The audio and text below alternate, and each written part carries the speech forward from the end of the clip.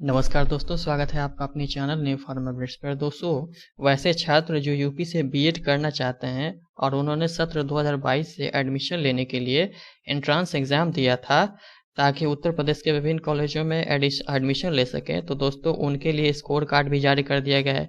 ये तो आपको पता ही होगा, देख सकते हैं आप यहाँ पर स्कोर कार्ड जारी कर दिया गया था।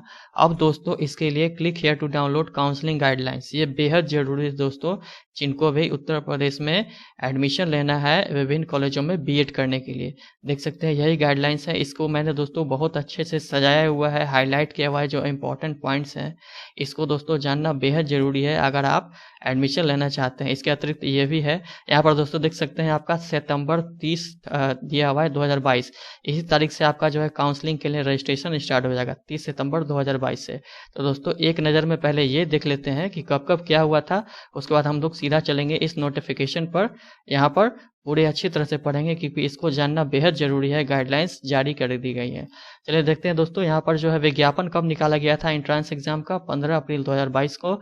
उसके बाद जो है बीएड एंट्रेंस रजिस्ट्रेशन स्टार्ट कब हुआ था, तो 18 अप्रैल 2022 को। उसके बाद जो है बिना लेट फ़ी के आप कब तक फॉर्म भर सकते थे, 15 मई 2022 को। उसके बाद लेट फ़ी के साथ 16 मई से 20 मई 2022 तक। उसके बाद एडमिट कार्ड आपको जारी किया गया था 15 जून से। उसके बाद आपका जो है एंट्रेंस एग्ज़ाम हुआ था 6 जुलाई को पूरे उत्तर प्रदेश में। दोस्तों इसके साथ साथ अब चलते हैं सीधा काउंसलिंग के लिए। यहाँ पर मैं आपको बता दूं कि इस पेज का मैं लिंक दे दूंगा। यहीं पर दोस्तों आपका जो है काउंसलिंग के लिए रजिस्ट्रेशन स्टार्ट होगा, तो इसी पेज पर आप रजिस्ट्रेशन कर सकते हैं और आगे की प्रक्रिया कर सकते हैं। लेकिन उस प्रक्रिया को जानना बेहद ज़रूरी है दोस्तों। तो चलिए शुरू करते हैं, सीधा चलते हैं नोटिफिकेशन के पास।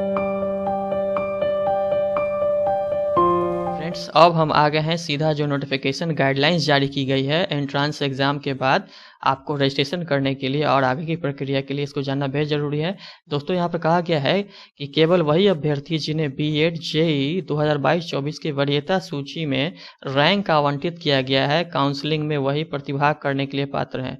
मतलब आपको जो स्टेट रैंक जारी किया गया है, दिया गया है स्कोर कार्ड जारी होने के बाद, यहाँ से केवल वही लोग जो है इसमें भाग ले सकते हैं अब और आगे की प्रक्रिया में अपना एडमिशन ले सकते हैं। उसके बाद दोस्तों यहाँ पर कहा जा रहा है बीएड 2022 ऑनलाइन काउंसलिंग के लिए कार्यक्रम बाद में घोषित किया जाएगा। विस्तृत कार्यक्रम महात्मा गांधी ज्योतिबा फुले रोहिलखंड विश्वविद्यालय बरेली की वेबसाइट पर प्रदर्शित किया जाएगा। फिर यहाँ पर दोस्तों जो है यहाँ पर वेरी इंपॉर्टेंट, मैंने देख लीजिए सबको हाईलाइट कर दिया ताकि आपको समझने में बहुत आसानी से आपको समझ में आ जाएगी। बस कुछ आपको समय देना है दोस्तों, बिना समय दिए नहीं हो सकता है। इसलिए यहाँ पर है काउंसलिंग का चक्र। काउंसलिंग कितने चक्र में होगा, तो यहाँ देख सकते हैं आपका फर्स्ट में होगा मुख्य काउंसलिंग चक्र 1 राउंड 1। उसके बाद पूल काउंसलिंग को आप दोस्तों सेकंड काउंसलिंग अपॉर्चुनिटी भी कह सकते हैं। इस सब को मैंने लिखा है दोस्तों। उसके बाद यहाँ पर है, उसके बाद ये जब हो जाएगी उसके बाद सीधा प्रवेश डायरेक्ट एडमिशन राउंड 3 में होगा। उसके बाद जो बाकी बचे हैं यहाँ पर दोस्तों आगे देख सकते हैं अल्पसंख्यक सीटों पर सीधा प्रवेश, ये उनके लिए है, मतलब आगे बताएंगे इसको पूरा डिटेल्स में दोस्तों। अभी चलते हैं यहाँ पर देख लीजिए, यहाँ पर मुख्य काउंसलिंग चक्र 1, इसमें जो है फेज 1, 2, 3, 4 फ्रेंड्स ये जो 4 राउंड दिए गए हैं, राउंड 1, राउंड 2, राउंड 3 और राउंड 4, इन सब में आपका एडमिशन होगा। यहाँ पर जो है राउंड 1 में फेज 1, 2, 3, 4 ये देख सकते हैं। फेज 1, 2, 3, 4 क्या है देख लीजिए दोस्तों। यहाँ आप देख रहे हैं state rank from 1, state rank जो है 1 से लेकर के स्टेट रैंक 2 कब तक, 75,000 तक। उसके बाद यहाँ पर देखिए ये सब, यहाँ फेज 1 में इनका जो है होगा आगे इनकी प्रक्रिया होगी। उसके बाद 75,000 से लेकर 2 लाख तक और प्लस जो बचे हुए जो अभ्यर्थी होंगे ये इसमें नहीं बढ़े होंगे, उनका जो है फेज 2 में होगा। उसी तरह से फेज 3, उसके बाद फेज 4, उसके बाद पूल जिसको सेकंड काउंसलिंग अपॉर्चुनिटी भी कह सकते हैं। और उसके बाद जो है थर्ड में जो है राउंड 3 में डायरेक्ट एडमिशन होगा। और उसके बाद राउंड 4 में जो माइनॉरिटी कॉलेज में जो बचे हुए सीट हैं माइनॉरिटी के, उन पर जो है एडमिशन लेने के लिए उसके लिए अलग से काउंसलिंग होगा, वहाँ पर कॉलेज लेवल पर होगा। इसकी जिक्र आगे है, मैं बहुत अच्छे से समझाऊंगा। तो चलिए दोस्तों चालू करते हैं। यहाँ पर सबसे पहले कहा गया है यहाँ पर कि काउंसलिंग में भाग लेने के लिए आवश्यकताएं क्या क्या हैं। काउंसलिंग में पंजीकरण करने के लिए निम्नलिखित अभिलेखों मतलब आपका डॉक्यूमेंट्स की आवश्यकता होगी। यहाँ पर है शुल्क की वापसी यदि कोई हो के लिए बैंक खाते का विवरण। फ्रेंड्स चूंकि जो 30 सितंबर 2022 से उस जब रजिस्ट्रेशन स्टार्ट होगा तो पूरे जितने भी जिनको रैंक मिली है अभ्यर्थियों को, वह सभी रजिस्ट्रेशन करेंगे, लेकिन सभी लोगों को फर्स्ट राउंड में तो एडमिशन मिलेगा नहीं, ठीक है। तो इसके लिए कहा गया है यहाँ पर, यदि अभ्यर्थी की सीट आवंटित नहीं हो पाती है पहली काउंसलिंग में, अभ्यर्थियों द्वारा भुगतान की गई अग्रिम फीस या पोल काउंसलिंग में पूर्ण शुल्क की वापसी इसी खाते में की जाएगी। आपको एक खाता देना है, उस खाते का जो फर्स्ट पेज होता है उसको जो है देना है रजिस्ट्रेशन के समय, आपको वहाँ पर अपलोड करते समय। शुल्क की वापसी आपके खाते में ही की जाएगी। नेक्स्ट में दोस्तों आगे यहाँ पर है, अभ्यर्थियों को सलाह दी जाती है कि वे फीस वापसी हेतु जनधन खाते का विवरण कदापि न दे भरें, क्योंकि क्रेडिट सीमा के कारण ऐसे खातों में शुल्क वापसी संभव नहीं हो पाती है। कहा जा रहा है कि आप जो है जनधन खाते मत दीजिएगा, क्योंकि इसमें क्रेडिट सीमा जो है 1 लाख ही होती है। अगर आपने जो है यहाँ पर पैसा दे दिया है तो आपका जो है अग्रिम फीस फिर कैसे लौटाया जाएगा? अगर 98,000 होंगे तो आपको फिर नहीं लौटा पाएंगे और आपका पेमेंट फंस जाएगा, इसलिए कहा जा रहा है दोस्तों। आगे है, अभ्यर्थियों को अपना निम्नांकित विवरण देना होगा। कौन कौन सा विवरण देना होगा? खाता संख्या देना होगा, खातेदार का नाम देना होगा, फिर IFSC कोड देना होगा, फिर बैंक का नेम, फिर ब्रांच। फिर आगे दोस्तों यहाँ पर कहा जा रहा है, अभ्यर्थियों द्वारा उपरोक्त बैंक खाते की पासबुक के प्रथम पृष्ठ फर्स्ट पेज जो है या कैंसल्ड चेक का जो है इमेज अपलोड करना है आपको। उसके बाद है, जिसमें उपयुक्त विवरण स्पष्ट रूप से अंकित हो। इमेज जो है 100 KB आकार में JPEG फॉर्मेट में देना है दोस्तों।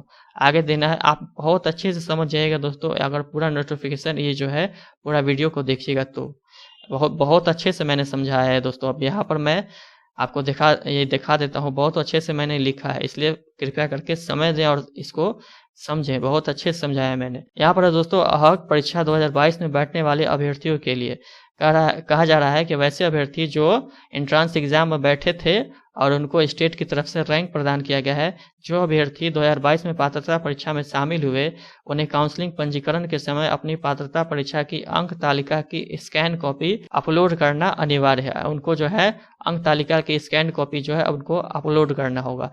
फिर यहाँ दोस्तों है, केवल मूल अंक तालिका ही स्वीकार की जाएगी। आपका ओरिजिनल मार्कशीट का जो है वही स्कैन कॉपी उसका स्वीकार किया जाएगा। कोई भी प्रोविजनल या इंटरनेट मार्कशीट तब तक स्वीकार नहीं की जाएगी जब तक वह संबंधित कॉलेज के प्राचार्य या विश्वविद्यालय के रजिस्ट्रार या परीक्षा नियंत्रक या अधिकृत पदधारक द्वारा सत्यापित न हो। इसलिए यहाँ पर कहा जा रहा है कि जो भी है आपका ओरिजिनल मार्कशीट ही अपलोड करिएगा। नेक्स्ट में दोस्तों आगे कहा जा रहा है, जो पहली काउंसलिंग होगी फर्स्ट राउंड की, इसमें क्या क्या होगा यहाँ पर दोस्तों आप देख सकते हैं। आपको सबसे कौन कौन से स्टेप्स होंगे वो पूरा स्टेप्स मैंने लिख दिया है ताकि आपको समझने में पूरी आसानी हो। फर्स्ट में आपका रजिस्ट्रेशन करना होगा, आपको यहाँ पर देख सकते हैं चरण 1 रजिस्ट्रेशन। उसके बाद चॉइस फिलिंग है। सेकंड में आपको चॉइस फिल करना है कॉलेज का। आपको रजिस्ट्रेशन करने के बाद कॉलेज का चॉइस फिलिंग करना है कि कौन कौन से कॉलेज में आप एडमिशन लेना चाहते हैं। उसके बाद थर्ड में जो है कॉलेज का जो है अलॉटमेंट कर दिया जाएगा आपको वेबसाइट की तरफ से, ज्योतिबा फुले वेबसाइट की तरफ से, वो आप देखेंगे। उसके बाद कॉलेज का कंफर्मेशन लेटर आपको दिया जाएगा, उसको आपको डाउनलोड कर लेना है चौथे स्टेप्स में, ठीक है। उसके बाद 5वें स्टेप्स में कहा जा रहा है कि go and report your college. उसके बाद जब आपको कंफर्मेशन लेटर आप डाउनलोड कर लेंगे तो आप जाना है संबंधित कॉलेज में जिसमें एडमिशन आप लेने के लिए अप्लाई किए थे, उस कॉलेज में जाना है, वहाँ पर सारे डॉक्यूमेंट्स देने हैं और अपना एडमिशन लेना है। यहाँ पर है documents for reporting admission in college. कुल मिलाकर के 6 चरण हैं इसमें पहली काउंसलिंग में। उसके बाद यहाँ पर दोस्तों कहा जा रहा है, तो चलिए अब इसको डिटेल्स में जानते हैं। स्टेट रैंक के आधार पर काउंसलिंग को विभिन्न चरणों में विभाजित किया जाएगा। फ्रेंड्स, केवल और केवल घोषित स्टेट रैंक सीमा के भीतर आने वाले अभ्यर्थी ही इस चरण में भाग ले सकेंगे। अगर आपको कोई स्टेट रैंक मिला है तभी आप आगे की प्रक्रिया में काउंसलिंग के लिए रजिस्ट्रेशन और एडमिशन ले सकेंगे। विस्तृत चरणवार कार्यक्रम का काउंसलिंग से पहले घोषित किया जाएगा, पूरा जारी कर दिया जाएगा। उसके बाद है दोस्तों, अभ्यर्थियों को अपने लॉगिन विवरण का उपयोग करके लॉगिन करना होगा। यदि वे पासवर्ड भूल गए हैं तो वेबसाइट पर दिए गए लिंक के माध्यम से इसे पुनः प्राप्त कर सकते हैं। इसका पूरा लिंक दे दूंगा मैं दोस्तों, यहीं पर जारी होगा, इसका पूरा लिंक मैं दे दूंगा। यहाँ से आप अपना लॉगिन भी कर सकते हैं और काउंसलिंग के लिए रजिस्ट्रेशन और आगे की प्रक्रिया सारी प्रक्रिया कर सकते हैं। इस वेबसाइट का भी मैं ये लिंक जो है पूरा दे दूंगा आपको। आगे चलते हैं दोस्तों। यहाँ पे फिर कहा जा रहा है अभ्यर्थियों को लॉगिन का विवरण उपयोग करके लॉगिन करना होगा। यदि पासवर्ड भूल गए हैं तो वेबसाइट पर दिए गए लिंक के माध्यम से पुनः प्राप्त कर सकते हैं। उसके बाद है काउंसलिंग शुल्क और अग्रिम कॉलेज भुगतान। यहाँ पर कहा जा रहा है यहाँ पर कहा जा रहा है फ्रेंड्स कि पंजीकरण प्रक्रिया यानी रजिस्ट्रेशन प्रोसेस पूरी करने के बाद अभ्यर्थियों को क्या है 5,650 रुपया देना होगा। ये किस किस चीज़ के लिए देना है? काउंसलिंग शुल्क के रूप में 650 रुपया और एडवांस कॉलेज फ़ी के रूप में जो है आपको 5,000 रुपया देना है। नेक्स्ट में कहा जा रहा है यदि अभ्यर्थियों को सीट आवंटित नहीं होती है तो कॉलेज की अग्रिम फीस 5,000 रुपया उनके द्वारा दिए गए विवरण में खाते में वापस कर दी जाएगी। इसी के लिए आपका यहाँ पर दोस्तों मांगा गया था। यहाँ पर आपका जो बैंक खाता मांगा गया है, देख सकते हैं, इसी के लिए मांगा गया था। तो अब आगे चलते हैं दोस्तों। यहाँ पर आगे कहा गया है यदि अभ्यर्थी को सीट आवंटित नहीं हो गया ये। इसके बाद है नेक्स्ट में दोस्तों, यदि अभ्यर्थी को सीट आवंटित होती है यद्यपि वह इसकी पुष्टि नहीं करता है, सीट आवंटित होने के बाद आपको अगर आप पुष्टि नहीं करते हैं तथा उस कॉलेज में प्रवेश नहीं लेते हैं तो कॉलेज की अग्रिम फीस 5,000 आपको वापस नहीं की जाएगी, क्योंकि आप ही की गलती है। आपने पुष्टि नहीं की, उसके बाद प्रवेश भी नहीं लिया, तो आपको 5,000 रुपया आपका नहीं मिलेगा जब आपने रजिस्ट्रेशन किया था। नेक्स्ट में दोस्तों यहाँ पर है यदि अभ्यर्थी को सीट आवंटित की जाती है और वह इसकी पुष्टि करता है तो यह राशि कॉलेज शुल्क के रूप में समायोजित कर दी जाएगी। कॉलेज शुल्क के रूप में आपको वहां पर जमा कर दी जाएगी। नेक्स्ट में है यहाँ पर दोस्तों कहा जा रहा है कि यदि अग्रिम शुल्क आवंटित महाविद्यालय शुल्क से अधिक हो गया। अग्रिम शुल्क आप कितना देंगे दोस्तों? यहाँ पर 5,000 देंगे। यहाँ पर अग्रिम शुल्क कितना है? कॉलेज फी 5,000 देंगे। अगर वो महाविद्यालय शुल्क से अधिक हो गई तो अतिरिक्त राशि महाविद्यालय से वापस की जाएगी। उसके बाद नेक्स्ट में दोस्तों यहाँ है काउंसलिंग शुल्क रुपये 650 रुपया नॉन रिफंडेबल है। ये जो काउंसलिंग शुल्क है ये किसी भी स्थिति में चारों जो आपका जो चरण है, राउंड है, इसमें चारों चरण में आपका काउंसलिंग शुल्क इतना लगेगा दोस्तों, और ये नॉन रिफंडेबल है, ये आपको नहीं मिलेगी। नेक्स्ट में दोस्तों यहाँ पर है विकल्प भरना, चॉइस फिलिंग जो है आप वहाँ पर आपको क्या करना है? चॉइस फिलिंग करना है। विकल्प अपना कॉलेज का भरना है कि किस किस कॉलेज में आप एडमिशन लेना चाहते हैं। केवल पंजीकृत अभ्यर्थी ही विकल्प भर सकेंगे, जिन्होंने रजिस्ट्रेशन किया है वही विकल्प भर सकेंगे। चॉइस फिलिंग से पहले अभ्यर्थियों को निम्नलिखित विवरणों को सत्यापित करना होगा। यहाँ पर कहा जा रहा है दोस्तों कि कॉलेज का चॉइस फिलिंग से करने से पहले अभ्यर्थियों को निम्नलिखित विवरण सत्यापित करना होगा। संस्कृत बीएड महाविद्यालयों में प्रवेश हेतु अभ्यर्थियों के पास स्नातक के तीनों वर्षों में संस्कृत है तो अभ्यर्थियों को हाँ का चयन करना होगा। उसके बाद नेक्स्ट में कहा जा रहा है अभ्यर्थियों द्वारा ऑनलाइन आवेदन पत्र में भरे अपने लिंग में गलत स्थिति होने में सही करने का विकल्प डिफ़ॉल्ट रूप से यह उस विकल्प पर सेट होता है जिससे उन्होंने ऑनलाइन आवेदन पत्र में भरा है। अगर गलत है आपका जेंडर तो उसको सही करने का विकल्प आपको मिलेगा उस समय रजिस्ट्रेशन करने के बाद, चॉइस फिलिंग के समय ये मिलेगा दोस्तों, याद रखिएगा। नेक्स्ट में दोस्तों आगे है काउंसलिंग के लिए पंजीकृत अभ्यर्थियों को अपनी पसंद के अनुसार विकल्प भरने होंगे। कहा जा रहा है कि काउंसलिंग के समय अपना जो कॉलेज आप फेवरेट है आपकी, जिस कॉलेज में आप लेना चाहते हैं, तो अपनी पसंद भरने का आपको विकल्प मिलेगा। अभ्यर्थी जितने चाहे उतने विकल्प दे सकते हैं। अब विकल्पों की कोई कमी नहीं है वहाँ पर दोस्तों होगी, जितने वहाँ पर दिए होंगे उतने विकल्प आप भर सकते हैं, आपके लिए बाउंडेड नहीं होगी। ज़्यादा से ज़्यादा विकल्प भरिएगा ताकि आपको पहले ही काउंसलिंग में सीट मिल जाए। अभ्यर्थियों को सलाह दी जाती है कि वे आवंटन में अस्वीकृति से बचने के लिए अधिक से अधिक विकल्प दें।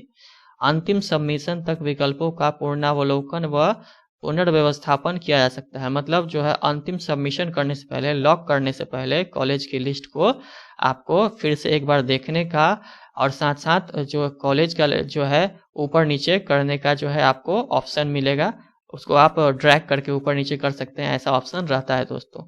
उसके बाद नेक्स्ट में यहाँ पर है विकल्प कई सत्रों में भरे जा सकते हैं। लॉग आउट करने से पहले इन विकल्पों को सेव करते रहना चाहिए। आप जो भी विकल्प भरेंगे उनको सेव कर दीजिएगा, नहीं तो फिर से आपको भरना पड़ जाएगा। जो डेटा सेव नहीं किया गया है वह समाप्त हो जाएगा, उसे पुनः भरना पड़ जाएगा। जो अभी मैंने दोस्तों बोला है वही बात यहाँ भी कही गई है। नेक्स्ट में दोस्तों यहाँ पर कहा जा रहा है एक बार लॉक होने के बाद, एक बार आपने जितने भी विकल्प है अपने कॉलेज का लिस्ट जो है उसको आपने लॉक कर दिया है तो उसको फिर बदला नहीं जा सकता है दोस्तों, याद रखिएगा।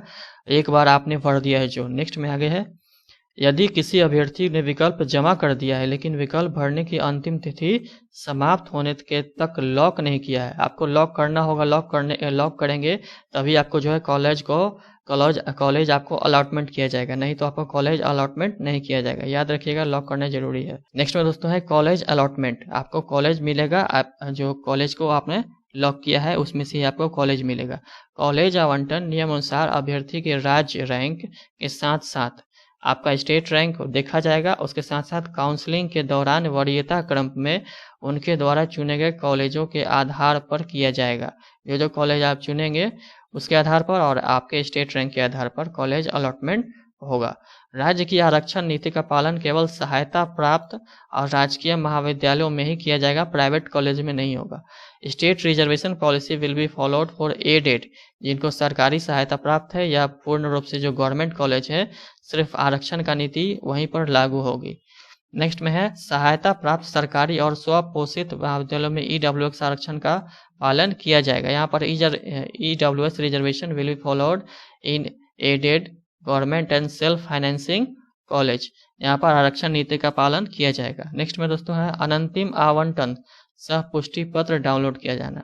एक बार आपको जो कॉलेज अलॉट कर दिया जाएगा, उसके बाद आपको कॉलेज अलॉटमेंट मिलने के बाद आपको ये ऑप्शन रहेगा कि आप कंफर्मेशन लेटर डाउनलोड कर लें। इसी कंफर्मेशन लेटर को डाउनलोड करने के बाद दोस्तों संबंधित कॉलेज में जाना है और अपनी एडमिशन की प्रक्रिया वहां पर पूरी करनी है।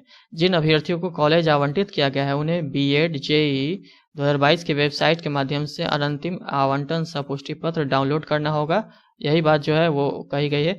कॉलेज शुल्क अग्रिम कॉलेज शुल्क से अधिक है। अगर आपका कॉलेज फी जो है एडवांस कॉलेज फी जो आपसे लिया गया है उससे अधिक है तो अभ्यर्थियों को अनंतिम आवंटन सपुष्टि पत्र डाउनलोड करने से पहले कॉलेज आवंटन के 3 दिनों के भीतर शेष राशि का आपको ऑनलाइन भुगतान करना होगा। जो कॉलेज आपको मिला है और उस कॉलेज का जो है कॉलेज शुल्क ज़्यादा है और आपने जो दिया है 5,000 वो उससे भी मतलब ज़्यादा है, तो आपको 3 दिनों के भीतर जो है शेष राशि का भुगतान करना होगा। तभी आप जा कर के फिर आगे की प्रक्रिया वहाँ पर संबंधित कॉलेज में कर सकते हैं। नेक्स्ट में दोस्तों यहाँ पर यदि कॉलेज शुल्क अग्रिम कॉलेज शुल्क से कम है तो वे अनंतिम आवंटन सपुष्टि पत्र यानी कंफर्मेशन लेटर डाउनलोड कर सकते हैं। अतिरिक्त शुल्क की राशि आवंटित कॉलेज द्वारा अभ्यर्थी को वापस कर दी जाएगी। अभ्यर्थियों को वो जो पैसा फालतू है उनका वो दे दिया जाएगा। अनुसूचित जाति, अनुसूचित जनजाति तथा EWS अभ्यर्थियों को कॉलेज शुल्क से अधिक होने पर शेष राशि का भुगतान करना होगा। नेक्स्ट में दोस्तों यहाँ पर है आवंटित कॉलेज में रिपोर्ट किया जाना। वेबसाइट के थ्रू आपको जो है कॉलेज अलॉट कर दिया जाएगा। दोस्तों कॉलेज अलॉटमेंट के बाद अब आपको संबंधित कॉलेज में जाना होगा।